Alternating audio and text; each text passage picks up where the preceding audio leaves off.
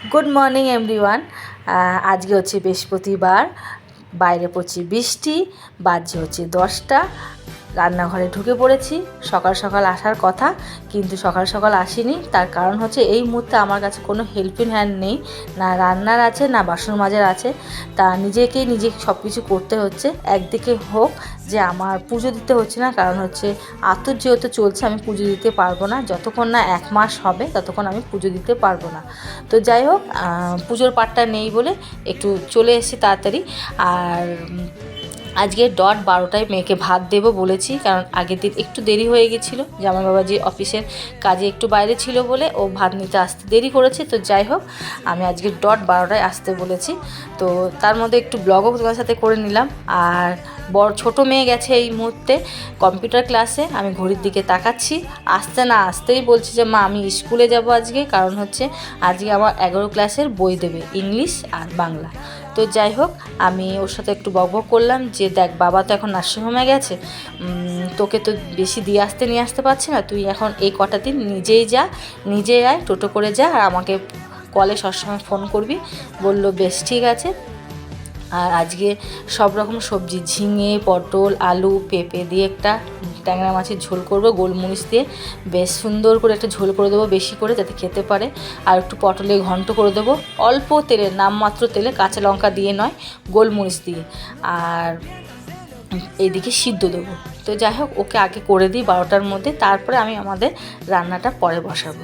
এই যে আমি না অল্প বয়সে দিম্মা হয়েছি, আমি ভাবছি কি যে আমি অনেক কিছু দেখে যেতে পারবো, মানে কত অল্প বয়সে সব কিছু দেখেছি। শুধু একটা জিনিস হলো না যে একটু বেশি লেখাপড়াটা হলো না, যেটা আমার মনের আশা ছিল সেটা হয়নি। বাট আমার সাংসারিক লাইফে অনেক কিছু আমি দেখে যেতে পারলাম। ভাবলাম সংসারের মায়া ত্যাগ করবো না, আমাকে আরও সংসারের মায়ার মধ্যে জড়িয়ে দিল। তো যাই হোক, মেয়েকে 12টা বেজে গেছে, কথা বলতে বলতে মেয়েকে ভাত পাঠিয়ে দিয়েছি। তারপরে চলে এসেছি আমাদের নিজেদের রান্না করার জন্য। আর মেয়েটা বলছে মা কবে বাড়ি যাব, মন খারাপ লাগছে। তো যাই হোক, ওর ছবি, ওর ছেলের ছবি মানে নাতির ছবি একটা পোস্ট করলাম। দেখো অনেক দায়িত্ব বেড়ে গেছে আমাদের, কিন্তু দায়িত্ব শেষ নেই, প্রচুর দায়িত্ব বেড়ে গেছে এখন। রাগ অভিমান ভুলে গিয়ে আরও নতুন দায়িত্ব বাড়ছে আমাদের। তো যাই হোক, এখন কিন্তু আরও শরীর ভালো রাখতে হবে, মন ভালো রাখতে হবে, সুন্দর সুন্দর ব্লগ তোমাদের কাছে পোস্ট করতে হবে। তো দেখা হচ্ছে নেক্সট ব্লগের সাথে, আবার কী হবে, কবে ছুটি দেবে না দেবে সম্পূর্ণটাই তোমাদের সাথে শেয়ার করব। সবাই ভালো থেকো, সুস্থ থেকো।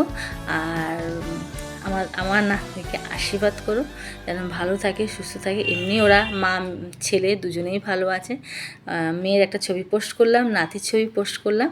তো যাই হোক, আর সবজিটা কীভাবে কাটলাম তোমার সাথে শেয়ার করলাম। আর একটা গান গাই, ঠিক আছে? आपकी आने से घर में कितना रौनक है, आपकी आने से घर में कितनी रौनक है। সব কিছু ভুলে, দুঃখ ভুলে সুন্দর একটা পরিবেশ তৈরি করছি, আবার নতুন জীবন যেমন তৈরি হয়েছে। লাভ ইউ সোনা, লাভ ইউ জান, টাটা।